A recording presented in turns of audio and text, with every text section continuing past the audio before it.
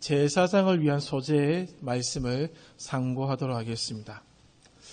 누가복음 12장 13절 이하를 보시면은 한 부자가 등장합니다. 그 부자의 이름은 기록되지 않았습니다. 성경은 그 이름에 관심이 없습니다. 왜냐하면은 이 부자가 가지고 있는 모든 재산을 그가 표현하기를 무엇이라고 표현하고 있는가 하면은 내 것이라고 표현하고 있습니다. 곡간도 내 것이고 곡식도 내 것이고 집안에 있는 모든 물건들이 다 내 것이라고 표현하고 있습니다. 심지어는 자기 영혼을 가리켜서 내 영혼이라고도 표현해주고 있습니다. 하나님은 이 부자를 향해서 어떤 평가를 내리시는가 하면은 어리석다 그렇게 말씀하시죠. 누가복음 12장 13절 이하를 한번 읽어보십시오. 어리석은 자여라고 표현하고 있습니다. 왜냐하면은 욥기 1장 21절에 나와 있는 것처럼 욥이 이런 말씀을 하시죠. 내가 알몸으로 나와 싸운즉 또한 알몸으로 돌아갈지어라. 주신 자도 여호와시요 거두신 이도 여호와이시오니. 모든 사람은 알몸으로 왔다가 알몸으로 돌아갑니다. 가지고 갈 수 있는 것 아무것도 없습니다. 우리의 것이라 할 수 있는 것 하나도 없기 때문에 그렇습니다. 근데 이 부자는 자기의 것, 내 것이라고 표현을 하고 있다는 것이죠. 그것에 대해서 성경은 어리석다라고 말씀을 하고 있습니다. 그럼에도 불구하고 사람들은 여전히 자기의 것이 절대적으로 있는 것처럼 살아가고 있다는 것입니다. 오늘 우리 레위기 6장 14절 이하 23절까지 제사장을 위한 소재 속에는 이 몫에 관한, 소득에 관한, 우리가 내 것이라고 부르는 것에 관한 말씀이 담겨져 있습니다. 그러므로 이 몫에 대한 이해를 이 본문의 말씀을 통해서 한번 살펴보려고 하는 것이죠. 레위기 2장에도 소재에 관계된 말씀이 나옵니다. 6장과 비교를 해 보시면은 그 차이가 명백하게 나타나게 되는데 몇 가지 특징이 있습니다. 그 첫 번째 특징 중에 하나가 2장에서는 다루지 않았는데 6장에서는 제사장의 소득에 대해서 다루고 있습니다. 제사장의 몫이 있다는 것이죠. 그 두 번째는 2장에서는 소재물에 대해서 제사장이 먹는다고 하는 것이 없습니다. 그러나 6장에서는 제사장이 백성들이 가지고 온 소재물을 먹어야 된다고 하는 말씀이 나옵니다.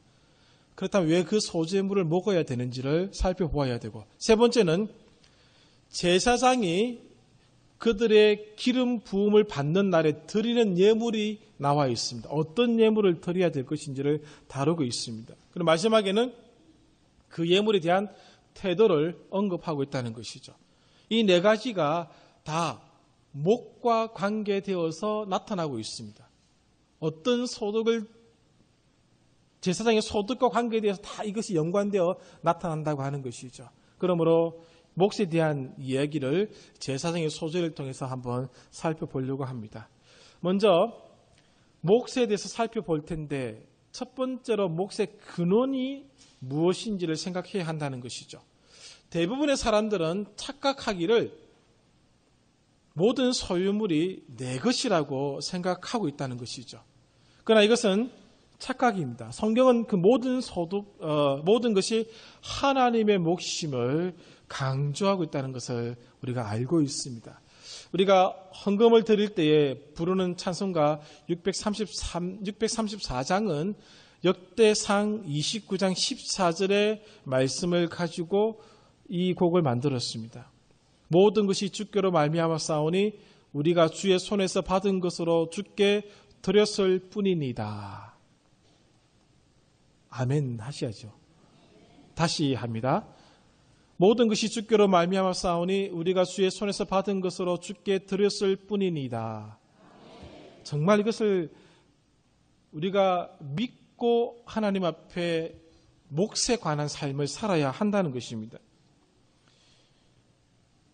우리가 하나님께 드리는 그 모든 것은 다 하나님이 주신 것입니다. 주신 생명을 가지고 우리가 이 땅에서 땀 흘려 수고하고요. 땀 흘려 수고할 수 있게끔 힘을 주셨기 때문에 소득을 거두게 되는 것입니다. 다 하나님이 주셨습니다. 그것을 우리가 인정해야 한다는 것이죠. 몫의 근원을 우리가 알아야 된다는 것입니다. 오늘날 헌금을 강조하지 않는 교회가 늘어나고 있습니다. 한편으로는 좋은 현상이지요. 그러나 한편으로는 가르쳐야 할 바른 몫의 개념을 가르치지 못하는 현상을 낳고 있기도 하는 것입니다.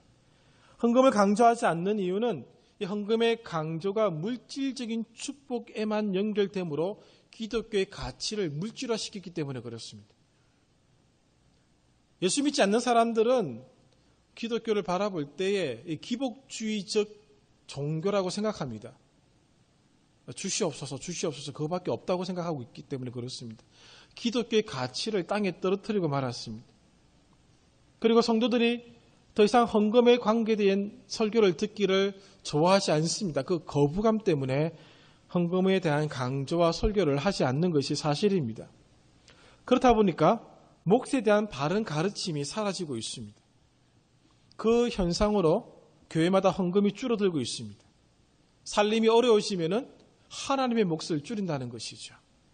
어릴 때 그런 얘기를 들어보셨을 것입니다. 어린아이에게 헌금을 줍니다. 예배당에 가서 예배 시간에 헌금하라고. 500원 헌금 주고 500원 용돈 줍니다. 그 아이가 가지고 가다가 까불다가 500원을 잃어버리죠. 그러니까 아이가 하는 말이 하나님의 돈을 잃어버렸습니다. 그렇게 얘기하지 않습니다. 오늘 이것이 우리들이 가지고 있는 몫에 대한 생각이라는 것이죠. 이스라엘 민족이 애굽에서 살 때에는 그들에게 몫이 없었습니다. 노예에 있기 때문에 그렇습니다. 노예는 몫을 가질 수가 없습니다. 재산이 없습니다. 이스라엘 민족이 광야에서 40년 동안 생활할 때에도 몫이 없었습니다. 만나를 몫으로 축적할 수가 없습니다. 메추라기들을 몫으로 축적할 수가 없습니다. 근데 문제는 언제 생기기 시작하는가 하면은 가나안 땅에서 정착하면서 생겼습니다. 자기의 몫이 생긴 것이죠. 아니, 자기의 몫이라고 생각하기 시작한 것입니다. 자신이 땀을 흘린 결과로 몫이 생겼다고 생각을 한 것이죠. 이런 생각이 자기의 몫으로부터 10분의 1을 하나님께 드린다라는 생각으로 굳어지게 되었습니다. 이제 자기의 몫 중에 10분의 1을 떼서 하나님께 드린다는 생각으로 바뀌게 되었다는 것이죠. 그것이 축적이 가지고 온 생각의 변화입니다. 하나님의 몫과 자기의 몫을 나누기 시작한 것입니다. 그럼 학개서 1장을 읽어보십시오. 1장 9절부터 11절 말씀을 보시면은 이런 말씀이 나옵니다. 하나님께서 모든 땅과 산과 곡물과 새 포도주와 기름과 땅의 모든 소산과 사람과 가축과 손으로 수고하는 모든 일에 한재가 들게 하였느니라. 하나님이 한재를 주시면은 사람이 아무리 농사를 성실하게 짓는다 할지라도 거둘 수가 없습니다. 땀을 흘려도 결실을 볼 수가 없게 되는 것입니다. 그럼에도 불구하고 사람들은 이 사실을 깨닫지 못하고 있다는 것이죠.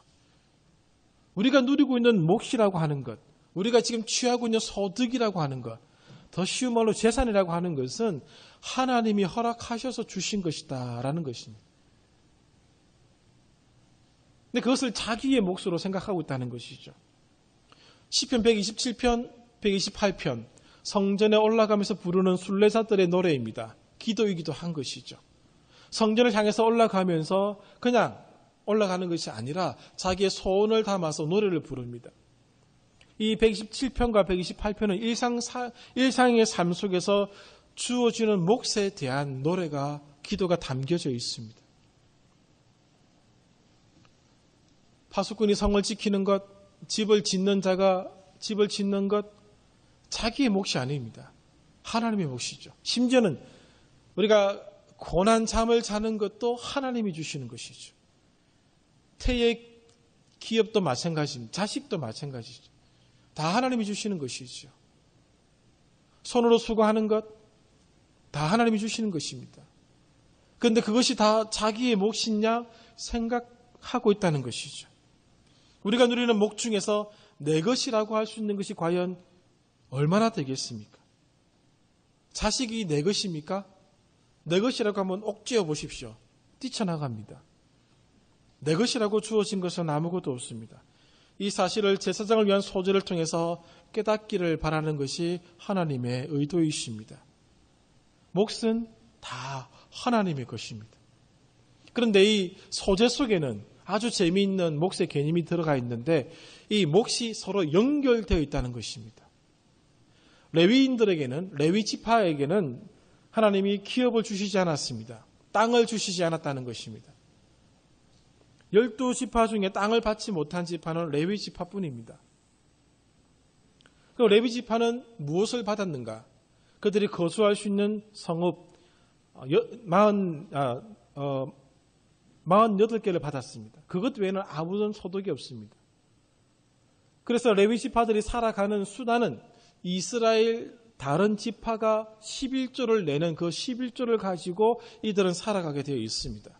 그리고 레위 지파가 내는 11조가 제사장들의 몫이 되어서 그들의 생계를 꾸려가는 수단입니다. 그리고 제사 드릴 때에 예배자들이 가지고 온 예물 중 일부를 제사장들이 취함으로 그것을 생계 수단으로 삼았습니다. 이 몫이 다 연결되어 있다는 것이죠. 만약에 이스라엘 민족 전체 흉년이 들어서 살림이 어려워지면 어떤 일들이 일어나게 되었는가 하면은 이스라엘 지파가 11조를 내지 않습니다. 그럼 레위 지파는 당연히 생계가 곤란해지고 제사장들마저도 곤란하게 된다는 것이죠. 영적으로 어두운 시대가 도래하여서 이스라엘 지파들이 11조를 내지 않게 되면은 레위 지파들은 살 수 없습니다. 제사장들도 생계의 곤란함을 겪게 되는 것이죠. 하나님을 떠난 백성들이 하나님께 예배드리러 나오겠습니까? 하나님께 제사를 드리겠습니까? 그렇게 하지 않습니다. 우리가 읽고 있는 사사기를 읽어보십시오. 사사기 17장을 읽어보시기 바랍니다. 미가의 제사장이 나오죠. 그 배경이 바로 이것입니다. 이스라엘 민족이 영적으로 어두워졌습니다. 하나님께 드릴 11조를 드리지 않습니다. 하나님께 나아가서 예배를 드리지 않습니다. 예배 중에 제물을 드리지 않습니다. 그렇게 되자 레위인들이 흩어지기 시작합니다. 왜? 생계를 꾸려나가야 되기 때문에. 자식 새끼들 먹여 살려야 되지 않겠습니까? 레위인들이 흩어지니까, 레위 공동체가 무너지니까 제사장의 그룹들도 흩어지게 되는 것이죠. 생계를 위해서 일개 가정의 제사장 노릇을 하기 위한 자리로 들어가게 되었다는 것이죠. 심지어는 누구마저? 모세의 손자마저 그런 일들을 했다는 것입니다. 하나님은 몫이라고 하는 것을 다 엮어놨습니다. 연결되게 만들었습니다. 그냥 우리가 내 것이라고 부르는 그 몫이 나의 것으로 끝나지 않습니다. 다 연결되어 있습니다. 이스라엘 공동체가 무너지면은 레위 공동체가 무너지게 돼 있고, 레위 공동체가 무너지면은 제사장 무리들도 무너지게 되어 있습니다. 몫의 연결 때문에 그런 것이죠. 그래서 말라기서에서 말라기가 11조를 강조합니다. 오늘날 그 본문을 잘못 해석하여서 11조를 많이 내라는, 당연히 지키라고 하는 식으로 해석을 하는데, 말라기의 11조 개념은 그것이 아닙니다. 바로 제가 지금 방금 말씀드린 이것 때문에 그렇습니다. 백성들이 11조를 내지 않으면 레위 지파는 무너지게 돼 있고, 레위 지파가 무너지면 제사장의 그룹들도 무너지게 돼 있다는 것이죠. 이스라엘 민족의 영적인 바로미터가 바로 이것에 있다고 하는 것을 보여주는 아주 중요한 척도가 되는 것입니다. 그래서 말라기가 11조를 강조하고 있는 것입니다. 영적 상태를 보여주기 때문에 그렇습니다. 우리에게 주신 하나님께서 우리에게 주신 몫은 다 하나님의 것입니다. 그것을 하나님께 드림으로 이것이 하나님께로부터 왔음을 고백하는 것이죠. 그리고 그 연결고리를 지켜나가는 것이죠. 우리 신앙의 자리를 지켜나가는 아주 중요한 수단이 된다는 것입니다. 크게 두 번째, 제사장들이 소제물을 먹었습니다. 백성들이 가지고 드린 몫의 한 부분을 먹었다는 것이죠. 제사장들이 이것을 먹어야 했던 이유가 있습니다. 왜 그런가 하면은 거룩한 제물을 먹는 제사장은 그들의 삶을 통해서 거룩을 만들어내야 하는 책임이 있었습니다. 그리고 제사장의 거룩은 전염되어야 합니다. 이스라엘 전부를 거룩하게 해야 할 역할이 그들에게 주어졌다는 것이죠. 제사장이 그 역할을 감당하지 못하면은 곤란합니다. 우리들 모두는 만인 제사장들이 아닙니까? 제사장적인 삶이 요청된다는 것이죠. 내가 지금 몸담고 있는 그 삶의 자리에서 삶의 영역들을 거룩하게 해야 될 책임이 우리들에게 주어져 있는 것이죠. 우리는 거룩한 소재물을 먹는 사람들입니다. 그러므로 우리가 있는 삶의 자리가 거룩해지고 있는지를 늘 살펴보아야 합니다. 이런 사람들이 있죠. 거룩한 자리만 찾아다니는 사람들이 있습니다. 그러나 하나님께서 우리에게 요청하신 삶은 거룩한 자리를 만들라는 것이죠. 내가 있는 삶의 자리에 항상 분열과 갈등, 질시와 반목이 있다면 오늘 우리 자신을 돌아보아야 합니다. 오늘 우리가 있는 그 자리에 샬롬이 일어나야 됩니다. 이것은 아무리 강조해도 모자라지 않습니다. 거룩한 자리를 만들어가지 못한다면 오늘 우리는 우리의 제사장의 역할을 다하지 못하고 있다는 것을 보여주는 것입니다. 오늘 거룩한 소재물을 먹는 우리들, 거룩한 삶의 자리를 만들어 가야 합니다. 그 몫을 먹었으면 그 몫에 대한 일을 해야 한다는 것이죠. 크게 세 번째는 제사장이 드리는 예물입니다. 20절 말씀을 한번 보시겠습니다. 아론과 그의 자손이 기름 부음을 받는 날에, 아론과 그의 자손들이 기름 부음을 받는 날에 제사장으로 등극하는 날입니다. 오늘날로 표현하면 제사장으로 위임식을 받는 날입니다. 자, 이때 어떤 제물을 드리겠습니까? 제사장이 지금 위임을 받는 그 순간에 어떤 것을 드리면은 그 위임식에 걸맞는 모습이 되겠습니까? 그런데 성경은 아주 놀라운 표현을 해주고 있습니다. 그날에 여호와께 드릴 예물은 이러하니라. 고운 가루 10분의 1 에바를 항상 드리는 소재물로 삼아. 고운 가루 10분의 1 에바를 드리는 사람들은 누구였는가 하면은 극빈자들입니다. 극빈자들이 이런 예물을 하나님 앞에 예물을 드렸습니다. 그런데 지금 제사장을 기름을 부어서 제사장으로 세우는 그 날에 드리는 예물이 바로 이것이라는 것이죠. 왜 극빈자가 드리는 소량의 소재물을 하나님께 드렸는가? 이것을 생각해 볼 필요가 있습니다.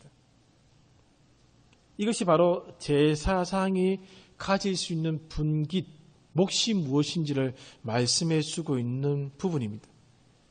제사장이 가진 분깃이 없다는 겁니다. 제사장이 가질 수 있는 분깃은 극빈자가 가질 수 있는 분깃만을 가지라고 말씀해 주고 있는 부분입니다. 그래서 제사장에는 기업 분배가 없었습니다. 그들은 모든 지파들의 기업에 어쩌면 얹혀 사는 사람들이었죠. 기름 부음을 받았다는 것 때문에 소유할 수가 없었습니다. 오직 하나님만이 그의 분깃입니다. 그들의 분깃이죠. 하나님만이 나의 기업이 된다고 고백해야 합니다.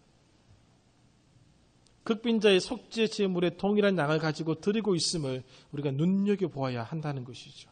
그러므로 제사장으로 부르심을 받았다면 앞으로 그 제사장에게는 행복이라고 하는 것은 없습니다. 기대하지 말라는 겁니다. 평화 기대하지 말라는 것이죠. 평안 잊어버리라는 것입니다. 제 표현이 아닙니다. 레위기를 연구한 어떤 학자의 표현입니다. 제사장들에게 극빈자의 소재물의 양을 바칠 것을 요구한 것은 앞으로 제사장의 삶에는 한순간도 우리말로 보장이라고 하는 것이 없다는 것을 알라라는 의미가 있답니다. 행복은 없다고 하는 것이죠. 이것이 제사장적 삶의 모습입니다. 베드로전서 2장 9절 지난주에도 읽어드렸죠. 우린 다 제사장들이죠. 제사장 그 말 들으면 멋있게 보입니까? 뭔가 권위가 있어 보입니까? 그 사람들에게 삶의 보장이라는 것은 없습니다. 이 땅에서는 없습니다. 안전을 보장해 줄 수 있는 모든 것을 다 버리라는 겁니다. 하나님을 분기수로만 여기고 살아가라는 것이죠. 생명을 담보로 살아가는 사람들이 되라는 것이죠. 이 사람들의 삶은 멋있는 삶이 아닙니다. 이것은 제사장들에게 현실입니다. 먹고 사는 문제가 이스라엘 백성들의 영적인 상태에 달려져 있습니다. 그들이 타락하면 바로 안전히 보장받지 못합니다. 그래서 흩어졌던 것이죠. 사사기서 17장. 그들의 삶이 이런 것이죠. 그럼에도 불구하고 이러한 사실을 입으로만 살아가고 입으로만 요구하는 사람들이 있다는 점입니다. 오늘 우리 이 제사장들이 드리는 예물, 왜 하나님은 극빈자가 바치는 이것을 제사장이 기름 부음을 받는 날에 드리라고 하셨을까? 우리 모두가 이 땅에서 살아가지만은 처음에 말씀드린 대로 내 것이라고 주장할 수 있는 것이 없습니다. 어쩌면 우리의 삶은 하나님만이 오직 우리의 분깃이 되는 것입니다. 하나님 외에는 더 이상 우리가 의존할 수 있는 것이 없다는 것입니다. 그럼에도 불구하고 여전히 하나님이 나의 주님이 되고 나의 왕이 되시는가? 그것을 성경은 우리들에게 묻고 있는 것이죠. 제사장이 하나님께 드리는 소제는 백성들이 드리는 소제와 다릅니다. 완전하게 태워야 합니다. 23절에 제사장의 모든 소제물은 온전히 불사르고 먹지 말지니라. 백성들이 바치는 것은 제사장의 몫이 되어서 제사장의 생계를 꾸리는 데 사용되었지만은 제사장이 드리는 것은 하나님께 제사장은 더 이상 누구에게 줄 수가 없으므로 다 태워버림으로 하나님께 드리는 것입니다. 온전하게 하나님께 드려라 라고 하는 것이 이 말씀 속에 담겨져 있는 것이죠. 제사장의 삶, 그게 녹록지 않습니다. 우리가 살아가야 될 삶의 모습이기도 한 것이죠. 크게 네 번째, 이 예물에 대한 자세를 본문 20절은 또 보여주고 있는데 20절 하반절에 보시면 소제물로 삼아 그 절반은 아침에 절반은 저녁에 드릴 것을 말씀해 주고 있습니다. 매일 드려야 한다는 것이죠. 매일 소제물을 드림으로써 무엇을 의미하는가 하면은 오늘 나에게 있는 모든 것이 다 하나님께로부터 왔음을 항상 기억하고 살라는 것입니다. 상번제로 드려야 했습니다. 그래서 모든 예배에서 예물을 드리는 것이 원칙입니다. 가족 예배라고 말하면서 예배를 드리면 그 시간도 예물을 드려야 됩니다. 우리가 편의상 금요 기도회, 수요 기도회, 새벽 기도회라고 표현하는 이유가 거기 있습니다. 예물을 드리지 않는 시간은 기도회 시간이죠. 예물을 드릴 때는 예배를 드릴 때는 다 예물을 드리는 것이 원칙입니다. 오늘 본문 말씀과 함께 읽고 상고해야 될 구절이 바로 마태복음 6장 24절입니다. 하나님과 겸을 겸하여 섬길 수 없다라고 하는 말씀이죠. 예배를 드리는 자리에서 예물을 드림으로써 이 마태복음 6장 24절을 우리가 선언하는 것입니다. 하나님과 재물을 겸하지 않습니다. 라고 선언하면서 예물을 드리는 겁니다. 오늘 예배 시간에 우리가 헌금을 드렸습니다. 왜 헌금을 드리십니까? 교회를 운영하고 오늘 교역자들의 생활비를 대기 위해서 예물을 드리십니까? 그 목적으로 예물을 드리는 것 아닙니다. 예물을 드리는 것은 오늘 나의 생명과 모든 것은 하나님에 의해서 주어진 것임을 고백하는 시간입니다. 많든 적든 그것이 하나님께로부터 왔음과 나는 나의 삶의 보장을 돈에 의지한 사람이 아닙니다. 나의 생업에 의지한 사람이 아닙니다. 라고 고백하는 사람이 드리는 것이 헌금입니다. 헌금의 정신을 제대로 알고 있어야 됩니다. 제가 한번 말씀드렸죠. 옛날에 어떤 교회에 있을 때 길을 건너가기 위해서 신호등을 기다리고 있었는데 앞에 있던 그 교회 권사 한 분과 그 권사의 딸이 주고받는 대화가 있었습니다. 이런 얘기를 하더라고요. 딸이 엄마한테 묻는 거죠. 엄마, 목사들은 무엇을 먹고 살아? 이렇게 물으니까 엄마가 하는 말이 우리가 주는 돈으로 먹고 살아. 그렇게 얘기하더라고요. 정말 뚜껑 열렸었습니다. 여러분 그렇게 생각하신다면 헌금하지 마십시오. 저희들 충분히 먹고 살 수 있는 힘, 능력 갖고 있습니다. 하나님이 주신 소득에 대한 몫에 대한 생각을 바르게 가지셔야 됩니다. 헌금이라고 하는 것은 하나님이 나에게 주신 것이요. 우리가 이 돈을 의지하지 않고 사는 사람임을 고백하는 것이고 우리가 생업을 의지하지 않고 사는 사람임을 고백하는 시간이 헌금 드리는 시간입니다. 그게 헌금입니다. 나의 몫을 그냥 교회 운영하는데 일부를 바치는 것, 교육자들 먹게 살고 도와주는데 일부 드리는 것, 그런 식으로 생각하면 안 됩니다. 그건 헌금이 아닙니다. 하나님이 받지 않으십니다. 오늘 이 레위기 6장 14절 이하에 나타난 이 제사장을 위한 소재 속에 몫에 대한 개념이 들어가 있는 것을 우리가 보아야 한다는 것이죠.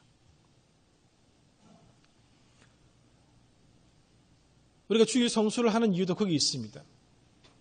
신약 시대는 11조에 관한 개념도 없고 주일 성수에 관한 개념도 사실 없습니다. 모든 날이 거룩하기 때문에 특정한 날에 모여서 예배 드리라고 말씀하지 않았습니다. 그러나 우리가 왜 주일을 지키고 성수하는 줄 아십니까? 그날 일하지 않고 우리의 생업을 놓는 줄 아십니까? 우리는 예수 믿는 사람들, 그리스도인들은 생업에 의존되어 있는 사람이 아니다라는 것이죠. 하나님이 우리에게 주시는 몫으로 사는 사람들이지 생업이나 돈이나 그런 것에 의존된 사람이 아님을 고백하는 그 신앙 고백을 하기 위해서 이날 이 모든 걸 중단하고 나와 있는 것이고 예배 드리는 것입니다. 그래서 고백하는 날인 것이죠. 착각해서는 안 됩니다. 그래서 마라바톤이 했던 얘기처럼 예배는 거룩한 시간 낭비입니다. 하나님께 드리는 시간이거든요. 오늘 우리는 편의상 주일 예배에서만 예물을 드립니다. 그때만이라도 하나님께 드릴 것을 도둑질하지 말아야 합니다. 재물이 있는 곳에 우리의 마음이 있는 법입니다. 우리 모두는 거룩한 제사장들입니다. 이 제사장의 이름에 맞는 알맞은 삶을 살아가야 합니다. 이 모습이 회복되어야 됩니다. 이 모습을 회복하는 것이 우리의 사명이죠. 하나님이 우리에게 몫을 주셨습니다. 오늘 우리 인생이라고 하는 것도 우리 몫이 아니지요. 우리가 주인이 아닙니다. 각자가 삶의 주인이 되어서 하나님을 섬기는 법을 제대로 알지 못하고 자신의 방법대로 기복적인 태도로서만 살아가게 된다면 하나님께서 주신 것을 내 것이라고 선언한다면 오늘 이 시대는 사사시대가 되는 것입니다. 어쩌면은 오늘 이 시대는 사사시대죠. 저는 그렇게 판단하고 있습니다. Back to the Bible, Back to the 레위기 성경으로 돌아갈 이유가 거기 있습니다. 오늘 하나님이 주신 목, 자녀라고 하는 목, 생명이라는 목, 재물이라는 목, 다 하나님이 주셨습니다. 그것을 꼭 기억하시기 바랍니다. 그리고 그것을 하나님께 다시 드리는 것이 우리의 삶입니다. 그 삶의 과정 속에서 하나님은 그것을 우리들에게 원하고 계신 것이지. 그래서 잊지 마시는 한 주간 되시기를 바랍니다. 기도하겠습니다. 제사장을 위한 소재의 말씀을 상고하도록 하겠습니다.